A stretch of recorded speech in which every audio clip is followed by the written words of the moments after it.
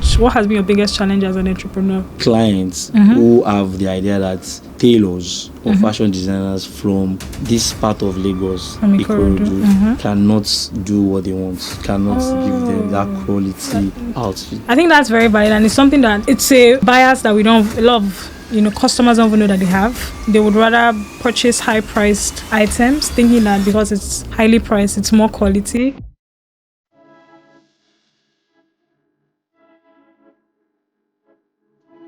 Let's meet today's game changer. My name is Kasali Adewale Smarts. I'm the creative director of OMOLUABI Clothings. OMOLUABI Clothings is a fashion brand that deals with men's outfits, ranging from clothing, shoe making, and bag making. It's been a while, so to say 3 to 5 years. Why I say 3 to 5 years? Initially, it started with Smart Fit, a street or casual brand. Afterwards, after 2 years, we transited to OMOLUABI Clothings, which is originally for a couple of years and like 3 years now. It's really a tough thing, but then thank God we are trying our possible best, creating masterpiece, creating designs, quality, top-notch fabrics, and as well, making promotions, ad, and the likes. So I'll say it has not been very easy, but then we are pushing. Can't wait. Let's go. But what's the strategy for success? After the break, we bring in our expert.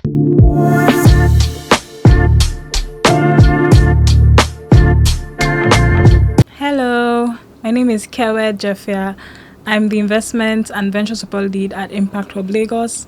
Impact Hub Lagos is an innovation hub. We work with entrepreneurs, SMEs, and technology entrepreneurs to build and scale their businesses, and we offer a suite of services as well. I'm here with Adewale, who is a fashion entrepreneur based in Lagos, Nigeria.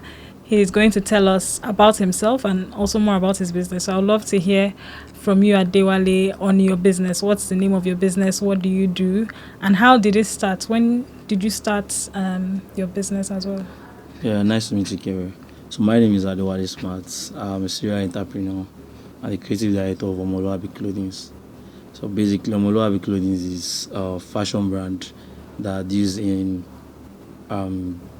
adding more beauty and fashion senses to people who are fashion oriented and fashion enthusiasts. So what we do is we basically craft designs for males, from clothing to shoe making and bag making. And so how did it start? Like, when did you start this business? How did you come about the idea of starting a fashion business? Okay, so growing up, I've always been a lover of fashion, more of a fashion enthusiast. So to start with, I started with photography, and after gaining admission into the university, I tried to look at it like I want to do what I want to earn money with what I like doing most, and which is this fashion thing. So then I started with Smart Fit. It is basically a casual streetwear outfit for students. Then I can basically say I was more of the high fashion of my school days then. So on campus, if you are not on Smart Fit, you might not necessarily be, considered as big boy on campus. So then after school, I thought of, reaching out to bigger men, not boys this time around. And I feel like the Smart Fit, the casual, the streetwears might not actually sell what I want to do. So instead, I had to look at a better name that will sell what I want to do. Then I settled for OMOLUABI Clothings. So the idea of OMOLUABI came from the fact that, in Yoruba, or there is an adage that says, dress the way you want to be addressed. So Yoruba, the OMOLUABI words in Yoruba is basically, how do I put it? OMOLUABI in Yoruba is someone that's very good looking and all of that. So that idea of OMOLUABI came from that. So that's actually very interesting, because I really like the fact that you started very young as an entrepreneur, started Smart Fit. I would have just thought maybe you would have sort of merged both businesses. Like, there's the OMOLUABI that provides luxury clothing to high-class men, and then there's the Smart Fits that provides, hippie clothing to young people. What do you think about, like, what would you think as an entrepreneur about, working with those two markets, those two different markets? So the thing is, I don't want to bore my audience, and I don't want to, confuse them. So OMOLUABI Clothings actually covers everything, from kaftans to suits to casuals to streetwears. We cover all. Okay. So it is not really to the old age or to the men and the boys together. So we satisfy their needs. Okay, that makes a lot of sense. So you're tapping into both markets and getting money from that. Yeah, I think that's nice. Interesting. I actually had a business when I was in school too. So we're both started as student entrepreneurs, even though now you still are an entrepreneur, and I now work with entrepreneurs. I think my next question will be, what's your next growth plan for OMOLUABI Clothing? What are you looking to achieve in the next 1 year and then even further down the line? So basically, I do not usually have 1 year plan, 5 years plan. Every day I wake up, it's always a new plan and new targets. So, but then one of my major things is the fact that my brand is fast growing on the mainland, so to say, Ikorodu precisely. Very soon I am hosting one of the biggest fashion show in Ikorodu, so to say, and with the League 2 plan we have on ground, it's going to be massive. So this fashion show is going to give rooms to fashion designers, every entrepreneurs that are into fashion. So what I mean by fashion is tailors, makeup artists, bag makers, shoe makers. In as much as whatever thing you are doing is into fashion, we are giving you a platform to come showcase whatever thing you can do, the creativity, and also have a platform to sell your market. So it's going to be a runway and as well as a trade fair together. Yeah, no, I really like the idea and the concept of that. But I think because this session that we're having is also an interview / business consultation, like hear about your business needs, provide solutions and give advice. I'm very curious as to the fact that you mentioned you don't necessarily have long-term plans or even short-term plans. I think that tends to work in like personal. That can fly, because not even terms to work. Maybe that can fly, in personal goal setting. But I tend to find that in like people who run businesses, you need to have goals, not just merely for you. Because again, you would have staff, you would have, new members of your team. There needs to be goals. There are KPIs that they should meet. Hey, you need to, market to so and so number of people. You need to bring in this number of clients. So I think it's fine as a solo entrepreneur, which is as a solo if you're running solo entrepreneurship or sole proprietorship like they call it. But I think that even if you are a sole proprietor, you need to have a solid plan for your business. Again, you mentioned the fashion show, which I think is very, very great. I think the fashion show should also have like key metrics and plans. So how many people are you targeting? Again, it has to tie into growth for your business. A huge number of people come. You're expecting them to buy your clothes. How many are you looking to sell? Like, what are the key growth or key goals that you're looking for? Looking forward to the fashion show, doing for your business.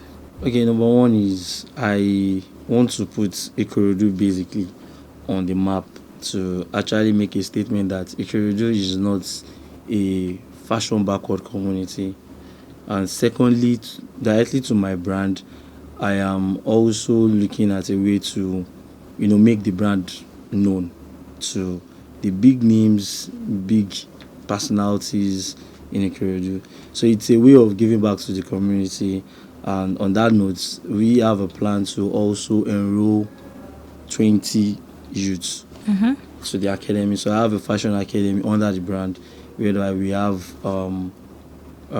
sections. So usually every sections we only enroll 20 students. So from that event, any youth who is interested in learning would be enrolled in my fashion academy free of charge. So for that section is only basically for people from that program. So then talking about a bigger plan aside that, yeah, of course we want to expand. Currently I started with 2 staffs and right now I have like 15 stylists. And I feel like in a year time or by the end of this year after the event, I want to go to a bigger space. As a matter of fact, by God's grace, I want to have my own personal building, just like our own big mentor just did. Shout out to Shea Brody. He just had his own big complex. So these are future plans. Yeah.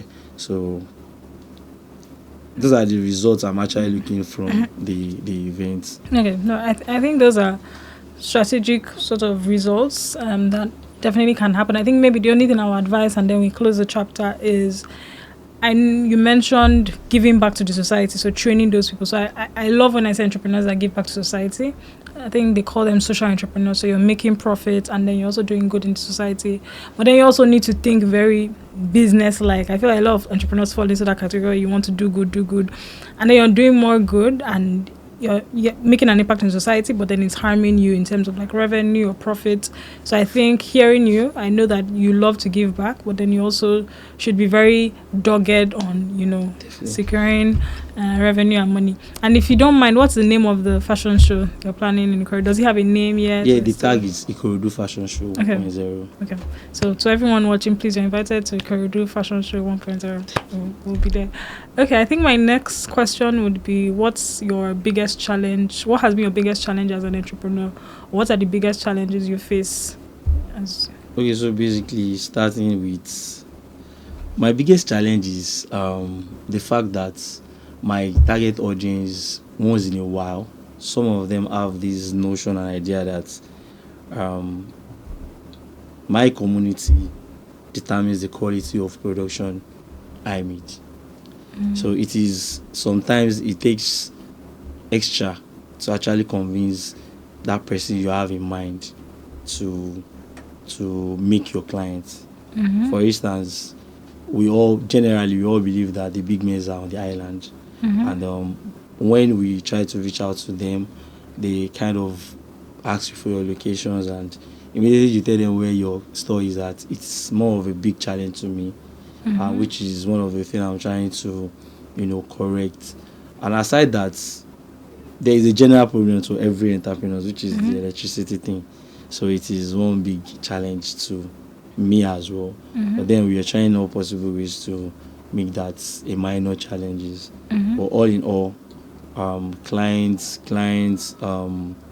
who judge your quality, the quality of your production by your immediate community. Any client that has that kind of idea are my kind of challenge. Yeah. Okay. So I hear you on the electricity part, but I missed the first thing you said. So can you just go back? Okay, so it is clients who have the idea that tailors or fashion designers from this part of Lagos, Ikorodu, cannot do what they want, cannot give them that quality outfit in terms of fabrics, quality to design, top-notch designs. So it's a kind of a challenging idea that I get from. So I'm doing my own possible ways to correct that, and it's currently working. Yeah, so that makes a lot of sense. So it's a mindset issue with like those in like certain classes where they feel if you're situated in this location, you can't deliver up to par with those on the islands or whatever. Yeah. I think that's very valid, and it's something that it's a bias that we don't. A lot of customers don't even know that they have. They would rather purchase high-priced items, thinking that because it's highly priced, it's more quality than purchasing, with people who are up and coming. I think I would go back to the second point and then come back to the first point in terms of like possible solutions. So for electricity, I think huge challenge to everybody in Nigeria, both entrepreneurs, both those who are not entrepreneurs. And I think it, makes the price of goods go up in terms of those maybe who use electricity for, storing items. I think you get tailors use it for like sewing. There's electric sewing machine and stuff. Everything. So I think maybe it's worth investing in solar, right? Because again, renewable energy source, you're able to use sun. But I know the major thing in investing in solar is finances. So again, it's now even the second one is a finance issue. I think the first one again we'll talk about and maybe possible ways. But I think the second one is actually a finance issue. So it's much more you now looking at accessing grants that can provide you with necessary equipment. You mentioned you also want to have a space. I think a lot of entrepreneurs try to do things alone. So again, you want to have a space, you want to sort of these things, you're already calculating the maths, or you want to take a loan, you want to do, which is great. I like to see people have what they call skin in the game. You have a business, you push hard to do it succeed, see it succeed. But there are a lot of resources out there or a lot of resources or opportunities or initiatives that want to support entrepreneurs like you, SMEs, that have grant funding to provide to entrepreneurs. And you just have to have a business plan. So that's why it's important to have goals, like I mentioned, because they also want to see what are your goals. This money I give you, what are you going to use this for? There are lots. I don't know if I'm allowed to mention, but there are a lot of entrepreneurship training programs that they provide funding. They provide technical assistance, meaning that they would even train you to know what is wrong in your business, how to implement this, provide you with a mentor, and so many other things. So I think my advice would be, don't do it alone. After this, just actually try to search ChatGPT grant opportunities for entrepreneurs in Nigeria. A lot will pop up. You would get to this stage, because I did a lot of it when I was an entrepreneur. You get to the point where you're getting a lot of rejections, back to back. But as you apply, you begin to have expertise in grant writing and proposal writing. And then with that, you can actually unlock finance to not just provide, finance for your solar system, but even beyond, in terms of like providing with more machineries, providing with, access to finance to pay for your land. And I know you seem like you have a question. Yeah, the thing is, I've tried several grants, applied. Yeah, definitely, we've tried a whole lot, but then we've not really got that still feedback. But then at some point, I was kind of tired. I just thought, let me just keep doing this. It's my little profit. So with what you said, I think you've actually buzzed the bubble, and I'll try again. Yeah, no, you should definitely try again and even seek help. So a lot of these grant opportunities, they have like webinars where they tell you how to apply, because I think the thing with grant applications, there's general application, and then there's a way to apply. So people just apply, but maybe the feedback or the information you're providing is not what they need. So sometimes I realize that it's fine for you to utilize an expert to actually help you and guide you in writing your grant, because as an entrepreneur, you're doing multiple things. You're working with your staff, trying to ensure timely delivery, then you're now trying to learn a new skill it's actually a skill on its own. So it may need to come to the point where you actually work with an expert to help you. Also, to your point on raising grants, I mentioned working with an expert, but I think also something that's important to mention is types of grants that's available to entrepreneurs. So we have the ACT Foundation, who again, they're one of the pioneers of even this show that we have. And they provide grant fundings to entrepreneurs, social entrepreneurship initiatives, but then even primarily to SMEs like you. So it's really a simple. I think a lot of times with grant application, you just have to have your eye, on those different pages, and that's why I said sometimes you may need to work with an expert, because you have so many things you're doing. So there's a lot. There's ACT Foundation, there's Kickstarts, entrepreneurship grants, which I got a very long time ago when I was a student entrepreneur, so I know it's legit. Tony Elumelu Foundation, which everybody tries to get a share of that. Even Impact Hub Lagos, we have a couple of grants as well. So there's a lot. Even banks that provide debt funding partner with organizations to give out grants, or sometimes give out grants as maybe CSR or their way of doing good in the environment. I'll try and check some of them. I hope you do, and I hope rooting for you that you eventually get one or two, a lot after now. I think I'll just like to know more about your numbers in terms of revenue. So how much do you make per month? I think you obviously need to have an eye on how much you make per month, how much you make annually, how much are you looking to make. So I think my goal here is to just see where you are at in terms of revenue, where you want to be, and then maybe prefer some solutions on how we can get there. Okay, so in terms of how much I make in a month, is it in profit or the total income? Yeah, I think revenue is total income. Yeah. Okay, so let's say 7 figures a month. Yeah. Okay. So I must be very low key about money. This is an open space. Okay, so what's your margin? So you don't need to call numbers. So if revenue is obviously profit and all of that things combined. So how much comes to you as profit from revenue. And again, I don't necessarily need the accurate numbers because again, you may not want to provide that, but maybe 70% goes into like costs or direct costs for the business, and then 30% is revenue. Is it 60-40? What's the percentage? So it is a 40-40-20 ratio thing. So 40 is basically to the business, 40 for the running of the company, day to day, month to month, and 20 is the savings. So part of the 40 for the day to day monthly this thing is the staff salaries, the allowance, the rents, and all of that. So 40 direct cost, 40 the other 40 is your profits, and then 40 20 is like getting more fabrics, adverts, and all of that, promotion and the likes. Then 40 is staff salaries, staff's welfareisms, office welfareism, and the likes. Then 20 is savings. So where's your profit in that margin? Everything is my profit. The 100 is profit. So out of the profit, that is where I pay salaries. That is where I. So I think what you need to do is actually have an accurate, split of that in terms of your margins, because again, 100% can't be your margin, because even with the kind of business you do, you have to buy clothes. There's money spent in that. So I was thinking when you said 40-40-20, you meant 40% is direct cost, which is staff salaries, everything you need to run your business. I thought the other 40 was profit, and then I thought 20 was. I was even excited to hear about savings because I don't hear it a lot from entrepreneurs. Okay, so what I mean is, at the end of the month, anything we were able to realize, everything is not profit, but we are going to say it's profit at initial stage, because by that time we've already delivered those outfits. Now, part of the outfit or all of the outfits we actually delivered, we had to find a way to get them back, isn't it? So we have taken some part of the money to buy more fabrics, more materials. I'm going to pay the staffs. I'm going to sort petrol, sort electricity, and the likes. So anything whatsoever that remains, it's our savings. You understand what I'm saying? So that is what I mean by 40-40-20. That makes sense.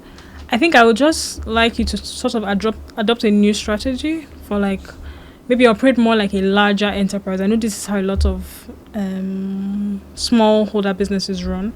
So actually adopting like a large enterprise, mindset. So in terms of that 100, in terms of someone gives you 80,000, you need to split it, or per month you need to know how much it's going to cost, because then that helps you see if your business is actually running at a loss of profit. Because if you're running a business and so much is going into, and then the way you're running it, where you're just recycling and saving and recycling, you actually are not able to adequately track it. So you need to be able to track how much is going into expenses, how much am I getting. It's from your profit that you're actually supposed to pay your staff. You're supposed to pay your staff from, your direct costs. That means you are now running at a loss, but sometimes a lot of times it's not obvious. It's when your business goes to a certain scale that it begins to look as if your money is leaking from somewhere, but because you don't really have those finances in check. So you need to understand your direct costs per month and then even per year. Understand how much profit you are making out of everything, and then I like the savings bit, so I think you should keep it. So cost, direct cost, profits. And then I would say maybe say 5%, 20% is actually too large to save. But I think the reason you're able to do this is because you're actually not carving out your profit. So again, like I said, from your profit you should pay it's your profit that is your actual money. So your profit you're supposed to pay yourself, not the other money for buying clothes. It's just like money being recycled and stuff like that. Okay. I don't know. Do you have any other maybe last pending questions? Okay. So it was really nice speaking to you, Adewale. Also great hearing about your business. I wish you the best in your journey, and I hope this session was impactful and helpful to you. Thank you very much. Thanks for having me. I also hope that in the next 3 months, when we do check up on your business, that we would have good things to see about it, and then a lot of these things that we've talked about, we have put it in place, and hopefully you'd have won that grant. By God's grace.